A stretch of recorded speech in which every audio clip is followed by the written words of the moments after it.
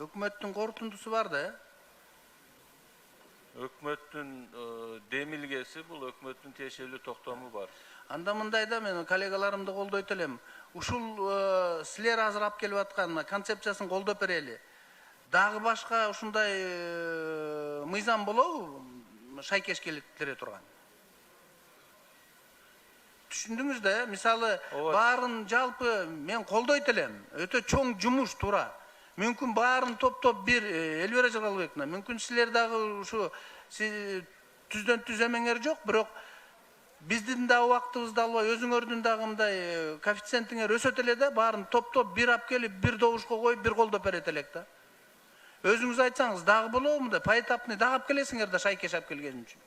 Шайкеш кылыш үчүн. Эми сөздүн ачыгы, биякта отурган мен ойлойм депутаттардын баардыгы билет кандай шашылыш кырдаалда бул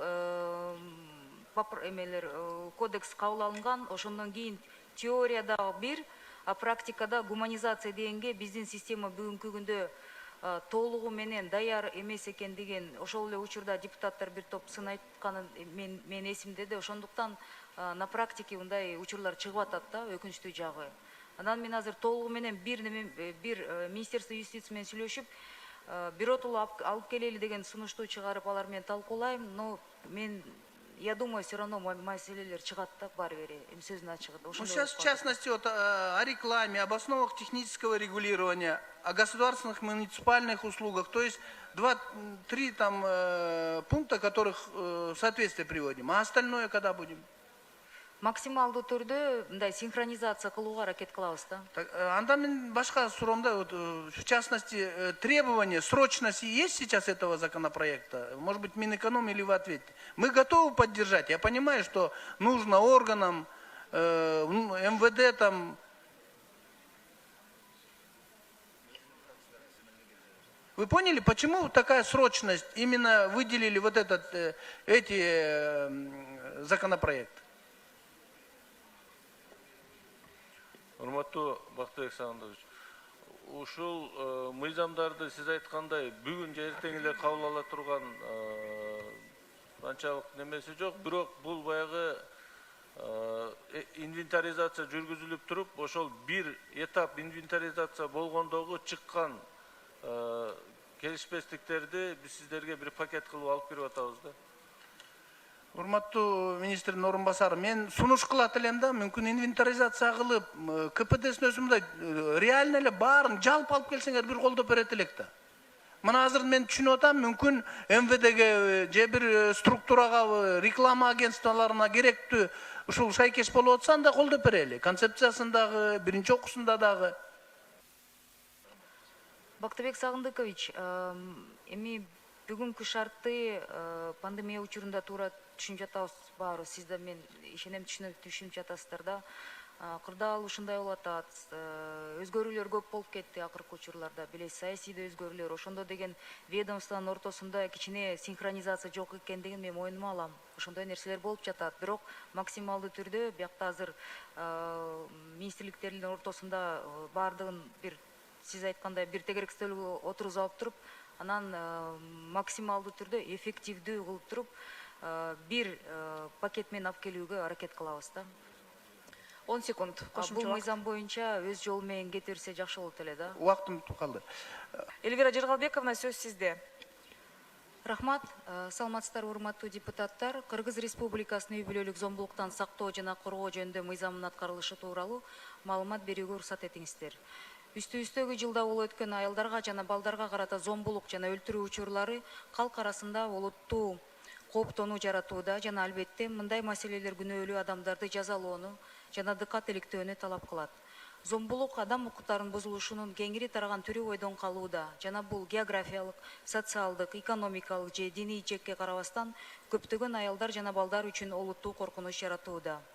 Үй бүлөлүк зомбулукка дуушар болгон адам өз алдынча көйгөйдү чече албагандыктан турмуштук оор кырдаалга кабылат.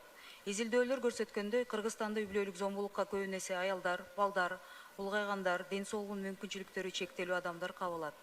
2020 жылдын 11 айында Кыргыз Республикасынын ички иштер органдарынын үй бүлөлүк зомбулук фактылары боюнча ведомстволук аналитикалык отчеттун негизинде 8337 2019 жылга салыштырмалуу ал учурда 7428 учуру үй бүлөлүк зомбулук фактылары кылмыштардын жана жоруктардын бирдиктүү реестрине катталган. Тагыраак айтып кеткенде Бишкек шаарында 3478, Ош шаарында 328, Чүй областында 2463, Ысык Көл областында 598, Нарын областында 274, Ош областында 261, Жалал Абад областында 571, Талас областында 153, Баткен областында 211 учур. Жоруктар жөнүндө кодекстин 76 беренеси боюнча убактылуу коргоо ордеринин шарттарын аткарбоо боюнча 46 фактылары катталды. Бишкекте 13, Ош областында 1, Чүй областында 5, Нарын областында 3 жана Баткен областында 24. Анын ичинде 27 иш сотко жөнөтүлдү. Бишкекте 3, Чүй областында 3 жана Баткенде 21. 10 өндүрүштөн кыскартылганы, азыркы убакта өндүрүштө 9 учур. Зомбулук жасаган адамдарга карата 7961 убактылуу коргоо ордерлери берилген. Анын ичинде эркектерге 7348, аялдарга 613. Бишкек шаарын белгилеп кетсек, 3228 учур, Ош шаарында 2226, Чүй областында 1169, Ысык Көл областында 720, Нарын областында 322, Ош областында 637, Жалал Абад областында 684, Талас областында 240, Баткен областында 235 учурлар. 324 факты боюнча кылмыш иши козголуп, сотко чейинки өндүрүш иштери жүргүзүлүүдө. Кыргыз Республикасынын жазык процесстик кодексинин 504 беренесинин 3/1 бөлүгүнө ылайык 3/1 бөлүгүнө ылайык 25 адамга карата үй бүлөлүк зомбулук жасаганга шектүү катары 48 саатка камоо чарасы колдонулган. Кыргыз Республикасынын жогорку сотунун маалыматы боюнча үй бүлөлүк зомбулук менен байланышкан кылмыш иши 2020 жылдын биринчи жарымында биринчи инстанциядагы 71 иш келип түшкөн. Алардын ичинен 35 иши өкүм чыгаруу менен каралып, 15 иш токтолуп, 25 иш калган. Каралган иштер боюнча жабырлануучулардан 49 адам келген, алардын ичинен 11 жашы жете элек балдар. 2020 жылдын биринчи жарым жылдыгында сотко жоруктар боюнча 627 иш келип түшкөн. Анын ичинен өкүм чыгаруу менен 120 иш каралган, 349 иши токтотулган, 8 иш прокурорго кайтарылып берилип, 149 иши калды. 2017 жылдын үй бүлөлүк зомбулуктан сактоо жана коргоо жөнүндө мыйзамы 2017 жылы кабыл алынган. Аталган мыйзамды ишке ашыруу максатында Кыргыз Республикасынын өкмөтүнүн 2019 жылдын 1 августундагы 390 токтому чыккан. Аны менен үй бүлөлүк зомбулуктан сактоону жана коргоону ишке ашыруучу мамлекеттик органдардын өз ара аракеттенүү тартиби, үй бүлөлүк зомбулуктан жабыр тарткан адамдарга жардам көрсөтүү тартиби, ошондой эле үй бүлөлүк зомбулук жасаган адамдар үчүн зомбулук жүрүм-турумун өзгөртүү боюнча типтүү оңдоп түзөө программасы бекитилген. Ошондой эле үй бүлөлүк зомбулуктан сактоо жана коргоо жөнүндө мыйзамынын ченемдерин аткаруу максатында 2020 жылдын 13 январында Кыргыз Республикасынын өкмөтүнүн номер 5 токтому кабыл алынган. Анда Кыргыз Республикасынын Эмгек жана социалдык өнүктүрүү министрлиги үй бүлөлүк зомбулуктан сактоо жана коргоо боюнча субъектилердин ишин координациялоо боюнча ыйгарым укуктуу мамлекеттик орган катары аныкталган. Эмгек жана социалдык өнүктүрүү министрлигине үй бүлөлүк зомбулуктан сактоо жана коргоо боюнча субъекттердин ишин координациялоо боюнча ыйгарым укуктуу мамлекеттик органдардын функцияларын аткаруу үчүн кошумча 5 штаттык бирдик бөлүнгөн. Ыйгарым укуктуу орган катарында Эмгек жана социалдык өнүктүрүү министрлиги үй бүлөлүк зомбулуктан сактоо жана коргоо боюнча башка субъекттердин ишин координациялайт жана мониторинг жүргүзөт. Ошондой эле үй бүлөлүк зомбулук жөнүндө маалыматтарды чогултууну, жалпылоону жана талдоону жүзөгө ашырат. Үй бүлөлүк зомбулуктан сактоо жана коргоо боюнча чаралардын тутумунун натыйжалуулугуна баа берүүнү жүргүзөт жана аны өркүндөтүү боюнча сунуштарды киргизет. Үй бүлөлүк зомбулуктан сактоо жана коргоо жөнүндө Кыргыз Республикасынын мыйзамына ылайык үй бүлөлүк зомбулуктан коргоону жана сактоону ишке ашыруучу субъектилерине төмөндөгүлөр кирет.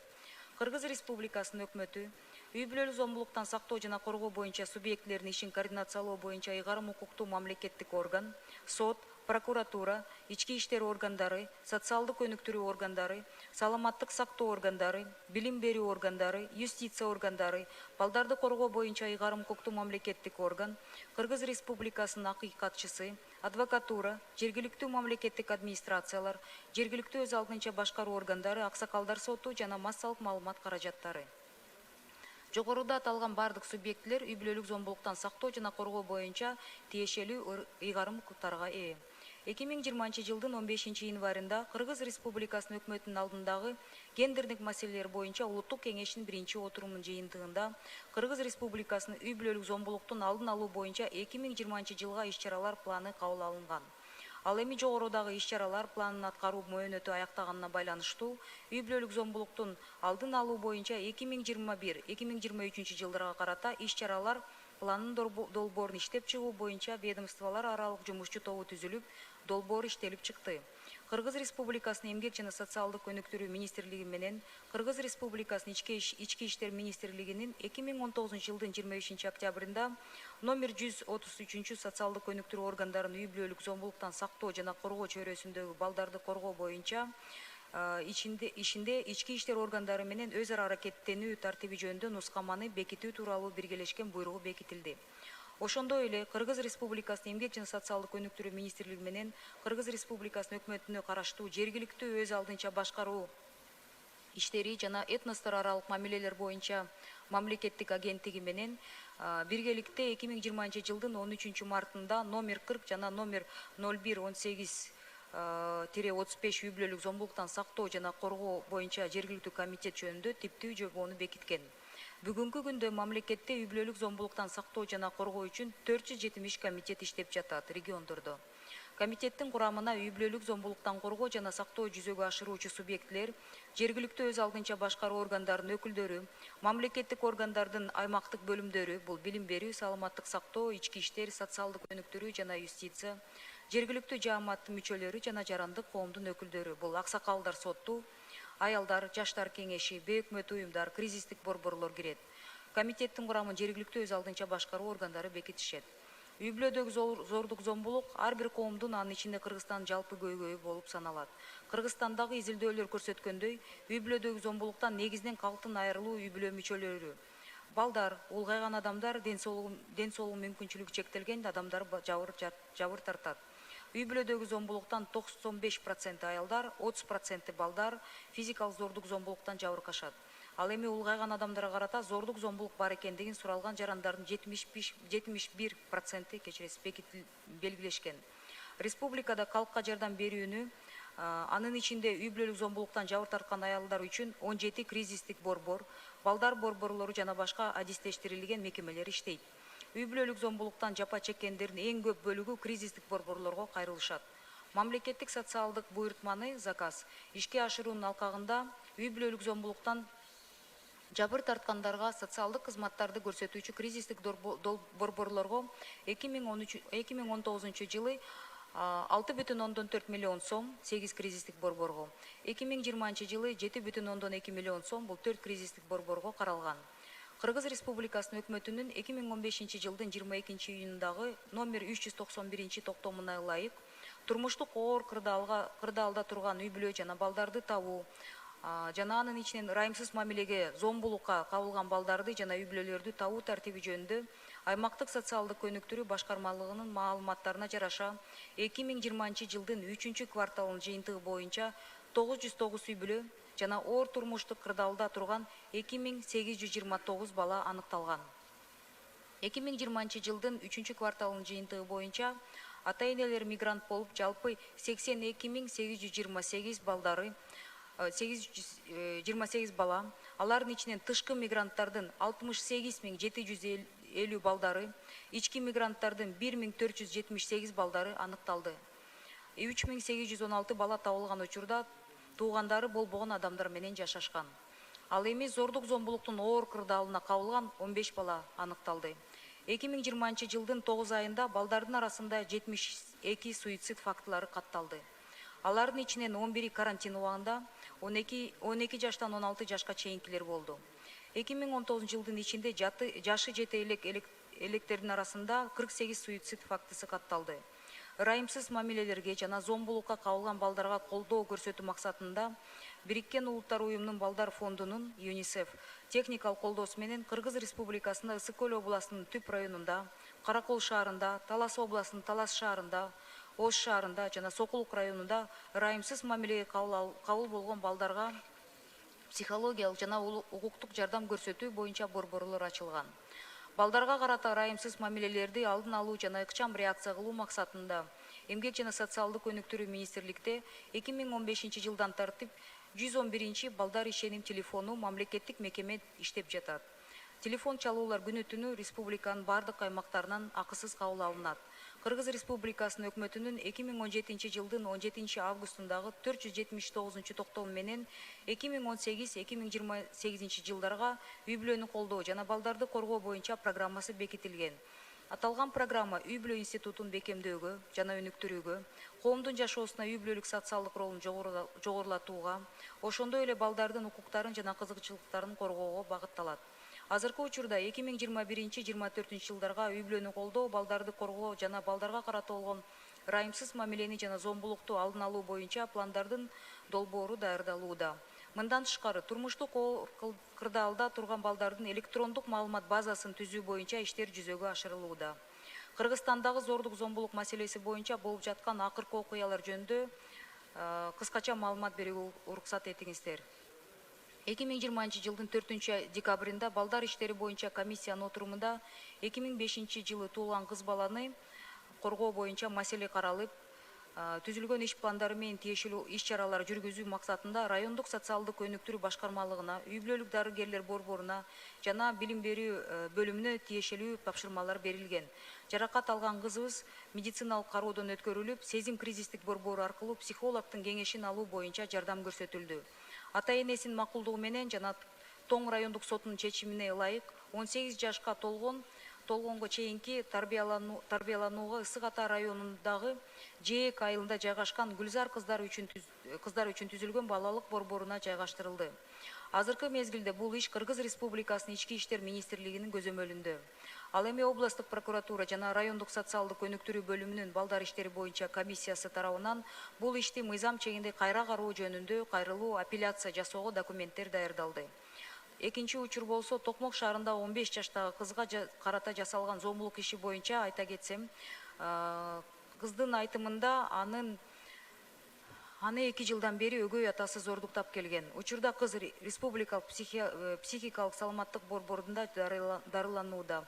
Токмок шаардык ички иштер башкармалыгынын тарабынан тергөө иштери жүргүзүлүп жатат. Бул кыскача маалымат.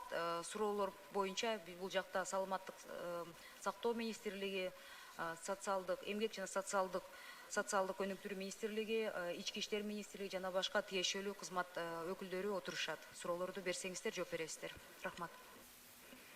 Айсыл Турусбековна, мен көлгө барган иш сапары менен көлдө жүргөндө мына 1-2 күн болуп калды. Ошондо ал кыздын энеси менен жолугуп, сиз айткандай эле чын эле ошондой моралдык, психологиялык жактан абдан мындай стресс болуп жатып, энеси абдан стресс болуп жатып, энеси менен сүйлөшсөм, элдин баары, айылдаштар, сырттагылар мени деген кызымды күнөөлөп атат деп аябай жаман болуп жаткан. Ошол эме боюнча биз ошол жактагы мен социалдык коргоо министрликтин жетекчилери менен райондук деңгээлдеги милиция кызматкерлери менен, прокуратура органдарынын кызматкерлери менен да жолугуп сүйлөшүп, аларга эми бул түшүндүрмө иш эмес да, бул деген биздин айылдан уяттуу чыгып атат, айылдан чыкпаш керек деген бир өзгөчө бир биздин менталитетибизби билбейм да. Бул мындай нерселер болбош керек, мен кошулам, сиз туура айтып атасыз.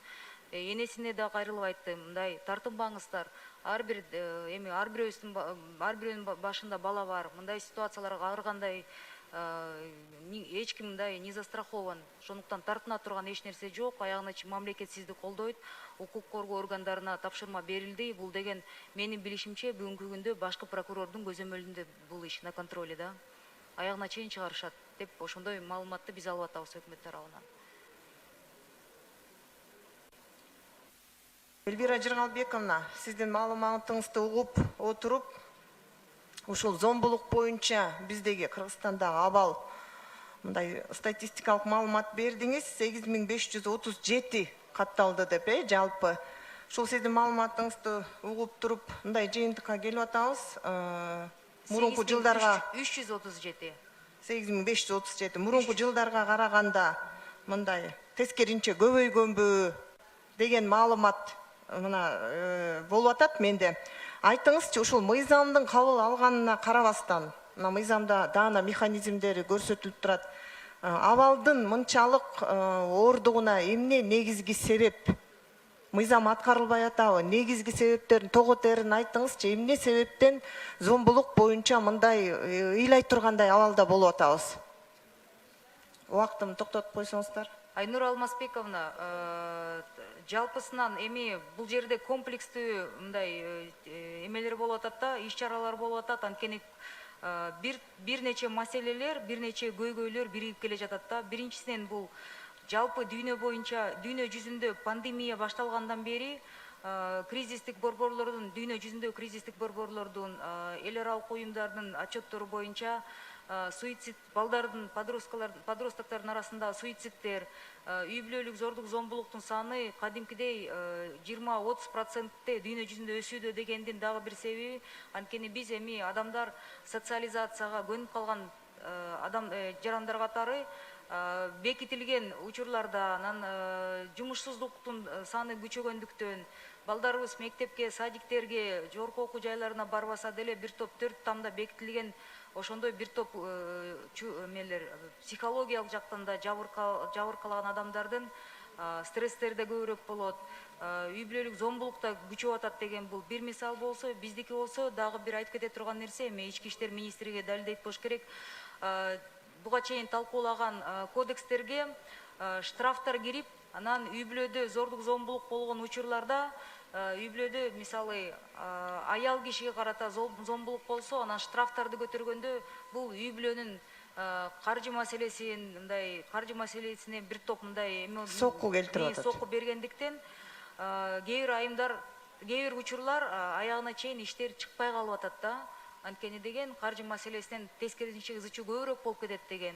Ошондуктан биз муну азыр өкмөттөн караштырып, Механизм иштеп чыгып атасыздарбы? ошону сүйлөшүп атабыз да, пробация варианттарын, общественный работалар киргизиш керек. Мындай коомдук общественный порицание деп коет, ошол нерселер кирбесе, мындай башкача болбой алды окшойт. Анткени акыркы тоңдогу мисал, бул абдан чоң мисал болуп атат.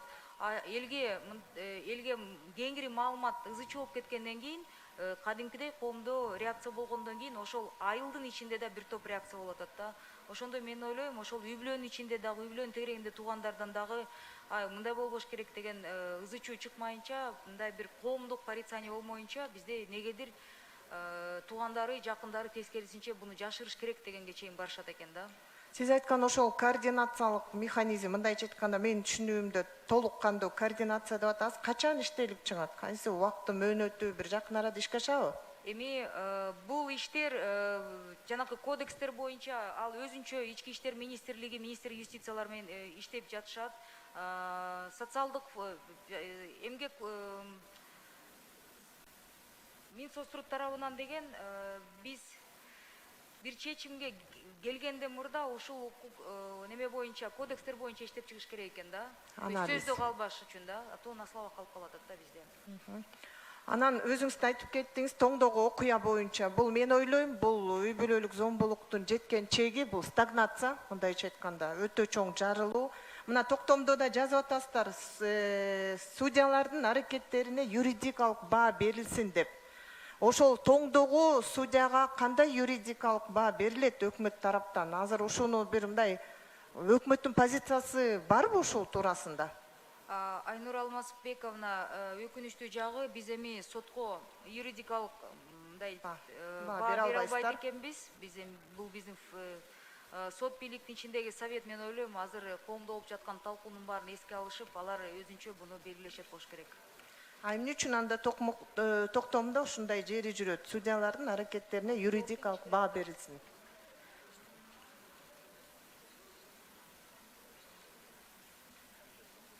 Комитетте кабыл алынды ошондой. Мен катышпаптырмын да, ал жерде башка вице-премьер болгон да, ошондуктан мен көрбөптүрмүн да. Токтомду кайталап кетсеңиз, кайсы жеринде жазылып турат? Эльвира Жыргалбековна, жооп берсеңиздер, 170 миллиард ушу расход жагыбыз бар өкмөт мамлекеттин. Эмне үчүн акча бөлбөйбүз? Бул 2021 эми пандемия учурунда билесиздер, азыр бюджет абдан кыскартылып атат. Кошумча болгон эми чыгашанын баары кыскартылып атат. Бүгүнкү күндө ар бир ведомство, ар бир министрликтин ичинде. Анан сиз айтып аткан иш-чаралар боюнча кошумча кризистик центрлерди ачуу Бишкектен азыр дагы бир имарат табылып, ошол боюнча иштеп жатабыз. Бул мэрия менен биргеликте иш-чаралар жүрүп жатат. Ар бир региондо бир кризистик центрлерди ачууга эми жалпы функционалдык иштөөгө 3 миллион сом 2021 жылга пландаштырылды, кийинки келе жаткан жылга.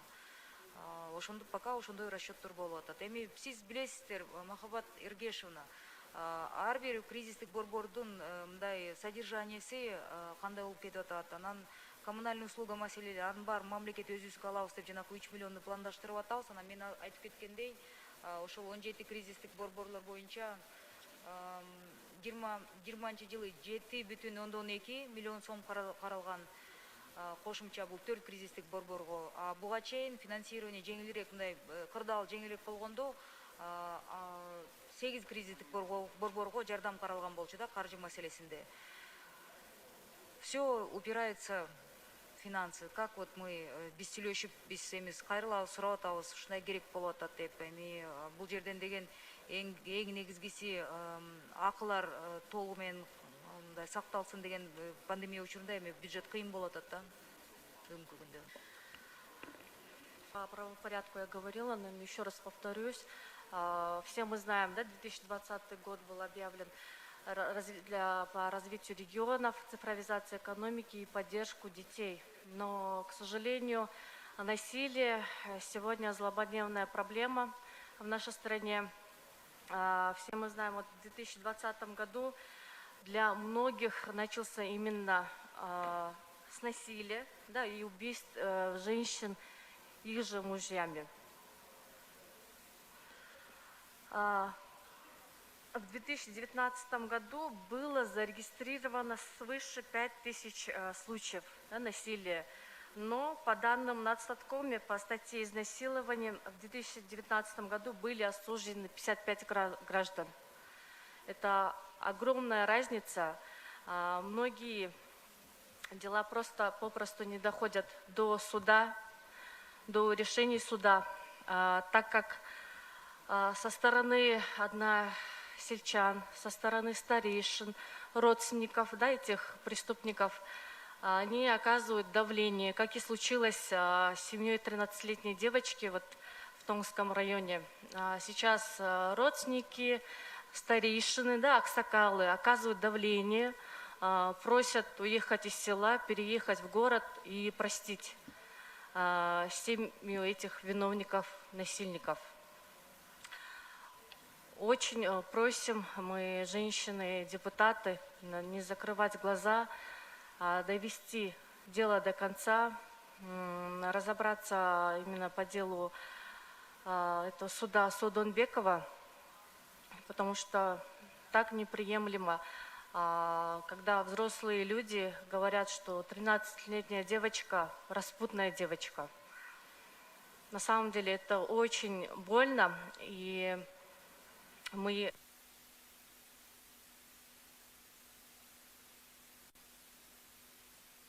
Кошумча 10 секунд. И по поводу кризисных центров, Ализа Карабекова, вы говорили, у нас получается 7-9 кризисных центров, не хватает. Вот сейчас вот Раимбек Матраимов, да, отдал государству 9 квартир. Почему эти квартиры должны передаваться сотрудникам ГКНБ? Кошумча дагы 10 секунд. Наверное, на этот вопрос Ализа Карапековна ответить не сможет, потому что решение принималось, во-первых, там режим секретности, пока следствие идет, и мы, в принципе, были бы рады получить эти квартиры и отдать, допустим, выпускникам детских домов. Да. Я надеюсь, те сотрудники, которые это слушают, может быть, они тоже об этом задумаются, потому что у нас очень много детей-сирот, которым мы никак не можем построить Вот дома, правильно учителей, мыслите. Я вот врачей. хотела предложить именно этим детям, потому что они сейчас готовят, вы видели, да, елочки сами, получается, хендмейд сами руками делают. Нужно помогать именно детям-сиротам, также открывать кризисные центры. Вот вам решение. Ну, если у нас получится повлиять на решение ГКНБ, ну, мне кажется, это, если у депутатов было бы от депутатского корпуса обращение, может быть, у нас больше шансов было бы. А так, конечно, мы с удовольствием. У нас учителя, врачи в соцсекторе, соцработники и те же дети, выпускники детских домов, конечно, мы пытаемся максимально сконцентрировать ресурсы, но на сегодняшний день это решение принималось не нами, поэтому мы так вот в режиме ожидания. Если бы получилось, конечно, мы бы с удовольствием распределили среди вот тех выпускников, детей-сирот. Да. Колоссальная безответственность. Кто ответит? Единственный случай, да, вся страна, средства массовой информации забиты уже критикой. А мы сегодня семью не посетили, девочку специально, судья, прокурор, следователь. Кто будет отвечать? Поголовная безответственность. Хотя бы скажите, ответьте кто-нибудь. На доследование не можем отправить. А что мы будем делать тогда? Нет, если вы имеете в виду вынесение оправдательного приговора, то он обжалуется в суд апелляционной инстанции. Суд апелляционной инстанции, признав его незаконным, отменит. И по результатам рассмотрения, если будет вынесено в отношении судьи совершение действий, связанных с грубейшим нарушением законодательства, может быть направлено представление в дисциплинарную комиссию. Он понесет дисциплинарную ответственность. И если же будет доказана заведомость, то есть вынесение заведомо неправосудного решения, это уже иная мера ответственности, более тяжкая. Но это в том случае, если будет подтверждено, механизм наказания судей предусмотрен, он есть. Понимаете, у девочки судьба, жизнь нарушена. Я еще раз повторюсь, семья. А мы говорим, кто будет отвечать? Вот вы говорите, нет возможности. Почему? Наоборот, я говорю о том, что возможность есть. Законом предусмотрены все процедуры по наказанию. Прокурор, следователь будет к ответственности признан? Если будет установлено Почему нарушение... если? Я еще раз говорю. Эльвира Жыргалбековна, сіз білесіз, көлге бардыңар, кезіктебі үй бүле бала чақасына бардыбы біреу мынтип кичине поддержка? Ооба, эми тоңдогу ситуация боюнча мен өзүм энеси менен жолугуп сүйлөшүп бул маселени талкууладык. Ал жерде мен ойлойм ички иштер министрлигинде да бир кошумча маалымат бар экен. Бизде мындай экен да, коомго ачык ызы чуу чыгып кетмейинче кээ бир детальдар мындай сыртта калып калып атат да. Анан уже ызы чуу болуп кеткенден кийин бир топ кошумча маалыматты да биз билдик. Бирок эми болгон ситуация как есть болгондуктан жоопкор тартылыш керек деп өкмөт өз тарабынан ошол жактагы социалдык губернатордун орун басары, который курирует социалдык секторду, ал кишинин көзөмөлүнө мен кетип баратып, аяктан да таштап кетип, бул жерге келгенден кийин бул жерден ички иштер министрлиги менен иштеп атабыз да биргеликте. Конечно, надо наказать. Там это однозначно даже не обсуждается, но уже был сотко кеткенден кийин биз тараптан мы только поднимаем вопрос, будем заниматься профилактикой деп айтып калатабыз, а уже дальше правоохранительный органдардын көзөмөлүндө алып калатат да, и совет судей боюнча. Биз аяка эми аралаша албайбыз өкмөттүн өкүлдөрү катары. 10 секунд. Эльвира Жыргалбековна, я бы попросил, во-первых, к ответственности призвать всех. Во-вторых, наши каждый день как сводки. Дети теряются, насилуют. Кто-то должен это мониторить, и заниматься детьми надо. Игілік қалай тілеменіз үшін? Рахмат, иштейбиз. Сөз Карашев Алла Азимовичте. Рахмат чоң. Мен берилген жоопторго биртикке канаттанбай жатам да. Мына 2019 жылдын 11 айында 5625 катталды деп иштейт. 2020 жылы 8337 деп атат да. Эмне себептен мындай бир 50%дан ашыкка өсүп кеткен? 2428 катталган да 2019 жылы, аласыңыз. Былтыркы караганда Мен суроом кайталап атам, мага берген кагазда 5623 деп турат. Расмий цифралар боюнча 2019 жылы 7428. 11 айдын ичинде. А 2020 жылы 11 айдын ичинде 8337 учур. 2019 жылды полностью бир жыл сводкасы 7400. 11 айдын ичинде деп атам. 5623 деп турат. Анда тура айтып атасыз. 3000ге деп атам да. Мен деле карап айтып атам, мен текшерип эле койгула эми. Өзүңөр карап алсаңар жакшы. Аласыңыз 7428 11 ай боюнча. 5623 мага берген маалыматыңарда туруп атат. 2 мүнөт жок кылды ушугачы.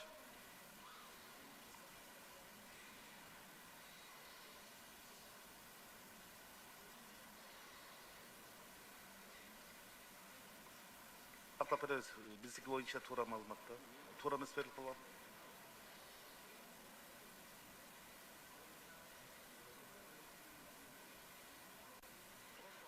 Давайте мы с комитетом уточнимся, Жогорку Кеңеша, почему такие цифры, потому что вот официальная регистрация ЕРПП есть, официальные цифры, и у нас МВД, Минсоцтруд, и то, что у нас с аппарата правительства, данные не сходятся. Единственное, вот как в комитет такие цифры попали, мы уточнимся. Я приношу извинения. Комитетте деле силер өттүңөр да комитеттенчи.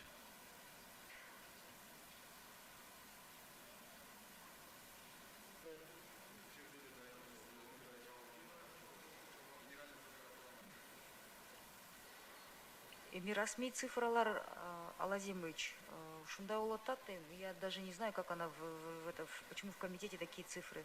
Давайте мы уточнимся с комитетом тоже, да? Я приношу извинения. Комитеттин өкүлү барбы, анда айтсынчы. Ошондо Суицид дагы көбөйүп атат ошондой эле. Суицид да ошо. Анда коронавируска списать этип кое берели баарын деген. Алазимович, эми иштер профилактикалык иштер жүрүп жатат. Ар бир айылда мына биз жакында коронавируска каршы штабтын жетекчиси катары штабтын акыркы отурумунда ар бир областтын ар бир районуна чейин, ар бир айыл өкмөткө чейин түшүп, ошол аялдар комитетин күчөткүлө, анан ДНД эми по делам несовершеннолетних милицияга да кайрылып, мектепте окуган ИДНД, мектепте окуган балдарды көзөмөлгө алгыла деп ошондой мындай неме кылып атабыз, тапшырмаларды берип атабыз да. Анан пандемияны күнөөлөгөн киши жок, бул жерде пандемиянын кесепеттерин күнөөлөп жаткан мындай ситуация болуп атат да. Анткени деген 4 тамда бекилген үй бүлөдө ызы чуулар көп чыгып атат деп айтылып атат да, что балдар мектепке барбайт экен, садикке барбайт экен, жумушсуздук күчөдү. Өкмөт тарабынан 2 айга карантинге бекиткенден кийин цифралар 2 айдын цифралары кескин түрдө өсүп кетти деп атышат да. То есть психология жактан биз эмес, эми дүйнө жүзүндө ошондой өсүүлөр 14%-тен 30%-ке чейин даже өнүккөн өлкөлөрдө кескин түрдө көбөйүп атат деген маалыматтарды алып, бирок биз буну таштап койгон жокпуз. Региондорго тапшырмалар берилип атат. Иш чаралар менен региондорго чыкканда мен өзүм жолугуп атам ошондой үй бүлөлөр менен. Бирок өкүнүчтүү жагы айылдарда, жергиликтүү тиги аймактарда деген уят деп, жашырыш керек деп кайра жабыркаган аялдарды күнөөлөп, анан балдардын учурларын ата-энелер жабууга аракет кылып атышат да. Ошондой нерселерди соц работниктердин алы жетпей калып атат да. Элвира Жигалбековна, рахмат. Алазимович, жанакыдагы сиз айтып кеткен мисал боюнча мен кошумчалап кетейинчи. Мына азыр цифраларды жаш өспүрүмдөргө карата зордук, зомбулук жасаган адамдарды следствие катарына иликтенсе, мындай көпчүлүк учур, эми 30%-тен ашкан учурда өгөй ата-энеси, туугандар ата-энеси, анан миграцияда болгондо ситуациялар айтылып атат. Бул жерде большая часть тоже чала тааныш адамдар болуп атат. Мурда сиз айтып аткан 30 жылдан мурда Советтер Союзунда мисалды айтып жатасыздар да. Ал учурда кошунанын үйүндө эмне болуп жатканын билчү да. Азыр болсо биздики, ну вот такая у нас независимость. Бири-биринин короосун атташпайт, бири-биринин иштерине аралашпайт. Мурдагыдай кирсең, бул менин жеке ишим, жеке үй бүлөлүк иш деп. Буну кайрадан мындай чет өлкөдө сиз айтып эмелерде болсо, neighborhood watch деп коет да, соседи за друг другами наблюдают. Бизде андай практика жок. Бизде тескерисинче аралашпагыла мындай кайдыгерлик мамиле көп болуп атат. Буну деген мен ойлойм, өкмөт тарабынан биз кампаниялар жүргүзөлү деп атабыз. Жаштарды аралаштырып, анан мектептерде, университеттерде, но нам еще чисто психологически мындай нравственный ориентирлерди менять этиш керек да. Идеологиябызды алмаштырыш керек. Такыр эле мындай уят деген сөздөн ары чыга албай жатабыз да. Уят деп коюп туруп, мектептерде мындай тему сексуального просвещения мы же вообще не ведем. Уят сыйт деп. А бирок уят сыйттын аркасында 14-15 жаштагы кыздарыбыздын мындай половой жизнью живут. Просветительский программалар жок. Анан уят сыйт деп көп нерселерди чет өлкөлүк программалар киргизсек, бизде дин кызматкерлери каршы болот, мисалы. Сиз билесиздер, депутаттар кайра эле каршы болот. Бул уят нерсени чыгарбаңыздар, жашыруун болуш керек. Бул 30 жылдан бери ошентип келе жатат. Ачыкка чыгып, пока если мы проблему не откроем, мы не признаем, Анан ошентип иштеш керек да. Мектептерде деле мындай половое просвещение боюнча программаларды киргизели десек, жок, бул каршы болот.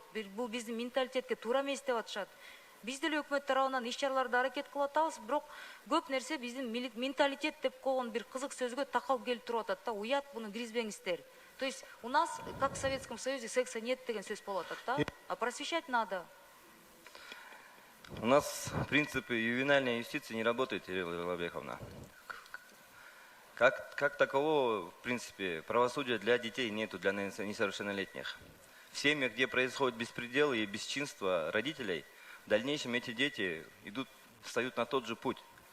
Мы должны останавливать криминализацию, дальнейшую криминализацию личности этого подростка.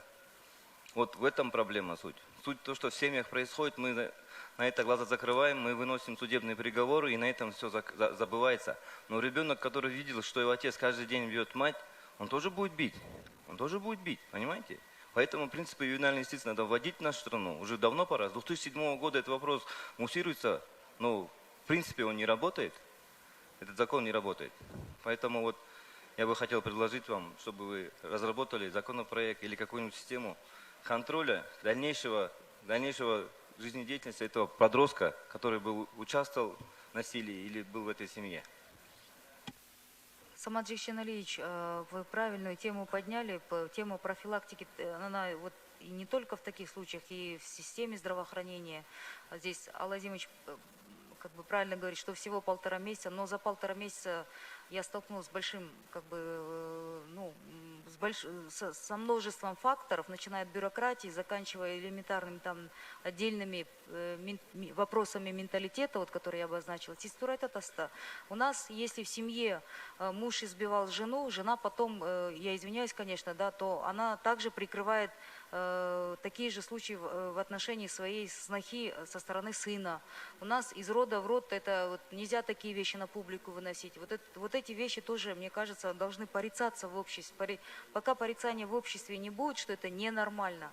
Это сколько бы мы милиционеров не привлекали, встречные заявления пишутся. Вот в Сузаке женщина, которую дөңгөлөктөрмен болгон окуяны билесиз го, там же правительство, мы сделали все, что можно было. Там дело не только в том, что просто совещания проходили, на местах выезжали, пытались вытащить человека.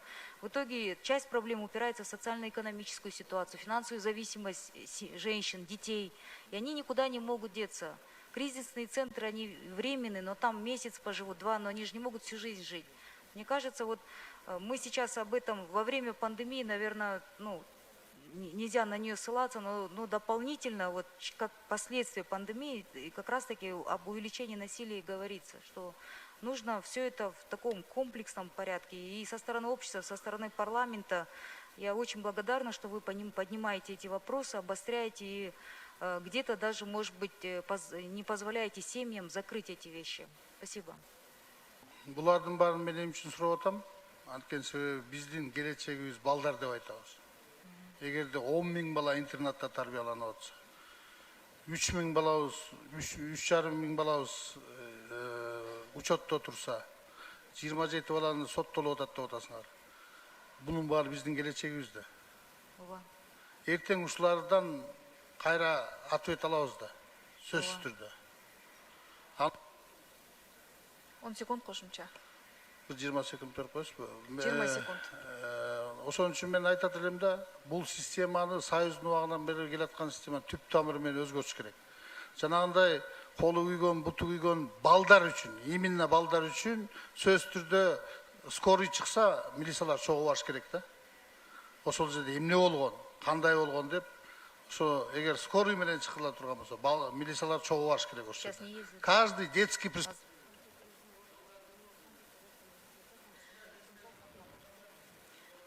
Сөз Мамашева Айсулу Турузбековна, да. Мен жана эметип алдым. Ал жанакы колу бутуп жана күйгөн эметкендер боюнча бизде учетто болот. Алар боюнча биз атайын бөөдө кырсык деп түшүрөбүз. И ал боюнча ошо кылмыштуулугу барбы, жокпу, ошонун баарын аныктап туруп биз атайын чечимдер чыгарабыз. Ал бизде учетто бар. Максат Этенович, балдар үйлөрү боюнчачы, мына азыр Ализа Карыпбековна фостерный семья деген, бул 1 жылдан бери ишке ашырылып келе жаткан атай программада өкмөт тарабынан мындай санап келсек, бир детдомду мындай расходторун коммунальный анан ошол тиги мугалимдерге нянечкаларга төлөгөн каражат менен салыштырып келсек ошол эле Краснореченский үйдөгү расход деген анан ошонун ичиндеги андан көрөк ушул каражат жалпы мамлекеттен кеткен каражатты андан көрөк ошол ар бир баланын санына бөлүп кетсек мындай ыңгайлуураак анан туура болуп калып атат деп караштырдык да. Бул мисал эмнеге азыр ишке ашырылып атат? Анткени пандемия учурунда 100%-тин 80%-тин балдарды үйлөрүнө туугандары, жакын туугандары алып кеттир. То есть биздин мындай детдомдордо деген такыр тоголок жетимдер эмес, туугандары бар, жакын туугандары бар, ата-энелери бар балдар эмнеге калтырып атат деп караштырып кетсек, көпчүлүгүндө экономика, каржы маселеси болуп калып атат да. Ошондуктан андан ушул бир детдомду баккандын ордуна, в смысле содержать эткендин ордуна ошол бир детдом болгон каражатты ошол ичиндеги 100 бала боло ошого бөлүштүрүп, андан көрөк ошонун баккан ата-энесине, жакындарына берели деген программа азыр ишке ашырылып атат. Буну фостерный семья деп мындай проект катары уже 1 жылдан бери иштеп, бирок буюрса жакшы эле болуп атат да. Анан ошол көлгө барып келгенде Ак Суу районундагы детдомду сиз билесиздер. Ошол жерде иштеген соцработниктер менен сүйлөшсөм, 3 фостерный мама менен жолугсак, алар айтып атат, эми фостердик энелер.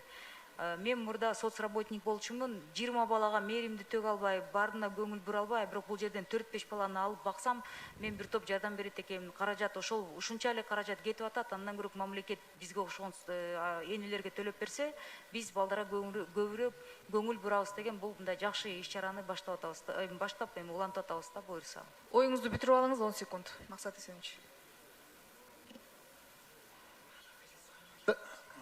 Мен айтат элем да, бул да туура эмес нерсе. Анткени мамлекет өзүңөрдөн жоопкерчиликти кетирип атасыңар. Эртең ал балдарды алып барып ким карап калышы мүмкүн, эмне болуп калышы мүмкүн. Негизинен алганда мамлекет башкача бир Эми мындай болуп атпайбы?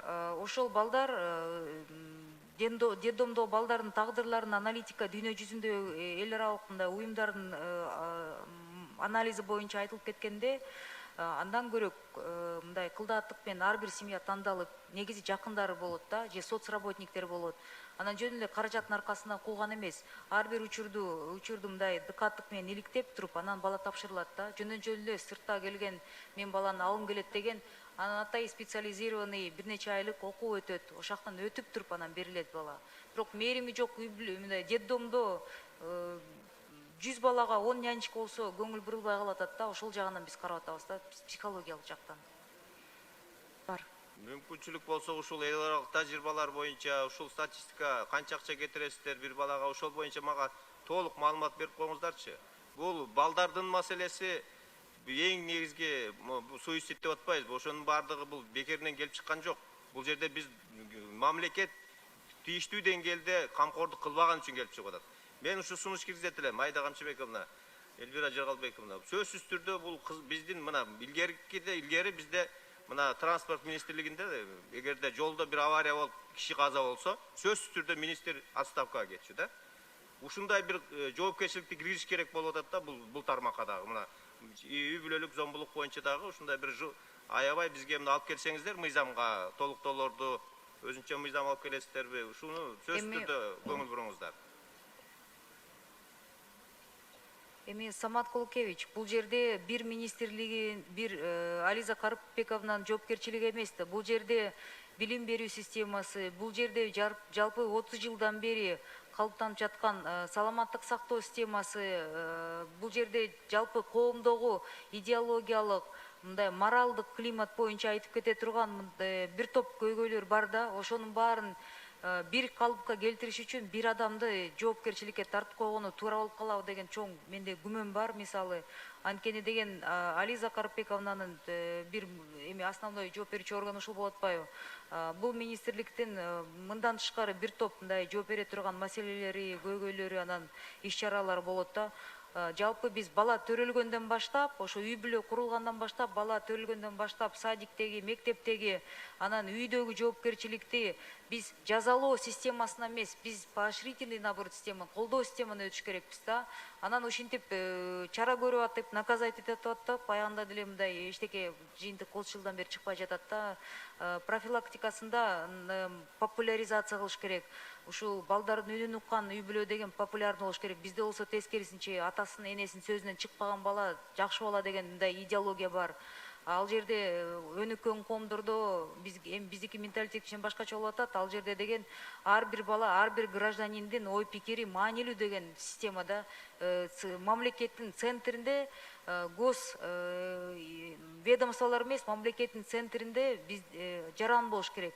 Бизде азырынча деген жанагы биякта депутаттар суроо берип атышпайбы, сиздин коллегаларыңыз мыйзамга такалганда деген тоңдогу учур боюнча мен ойлойм сот этот фамилиясын унутуп калдым. Ал киши менин принциптерим бузулган жок дегенде, мен эми ал кандай принциптерин тактаган расмий түрдө такталган жок. Мен ойлойм, ал ошол кагаз сот эми букве закона такалып атат да, акта мындай доказательная база слаб болгон деп. А моралдык жакты мындай эске алынбай турган учурлар көп болуп кетип атат да. Ошол жерден бул комплекстүү өкмөт гана эмес, жалпы коом тарабынан анан үй бүлө курулуп жаткан процессинен баштап биз көп нерсени бизде менталитет деп жана кечке эле кайталанып атат, кечиресиздер. Бирок ошондой айылда зордук зомбулук болуп кетсе, жаап салуу, анан кайын журту туугандарынан бери келип ошол кызды ошол келинди жемелеп кеткен учурлар көп болуп атат. Анан бул жерде биз аялдарга гана мындай кыздарды өстүрүп атканда кыздарга гана акыл үйрөтөбүз да. Эмнеге биз балдарга акыл үйрөтпөйбүз? Аяр мамиле кылыңыздар деп. Ошону биз азыр программа киргизип, эмки жылдан баштап мектептерде эметели деп атабыз да, киргизип окуталы деп атабыз. Эми сиз түшүндүрүп бере дедиңиз, ошону мен айтып Сиздин берем. жоңуңуз мындай кыскача айтайын, кыскасын айтканда суицид болуп өлгөн бала өзү күнөөлүү экен да, кыскасы. Башка эч Сөз процедуралык маселе. Мен антип айткан жокмун, Аида Камчекина, кечиресиз, мен сөзүмдө мен баланы эч качан күнөөлөй албайм. Биз өз өкмөт тарабынан тескерисинче колдоо аракетин кылып жатабыз. Ал жерде деген коом бир баланын аркасына бир министрди, ар бир министрди кетире берсек, мындай болбой калат да.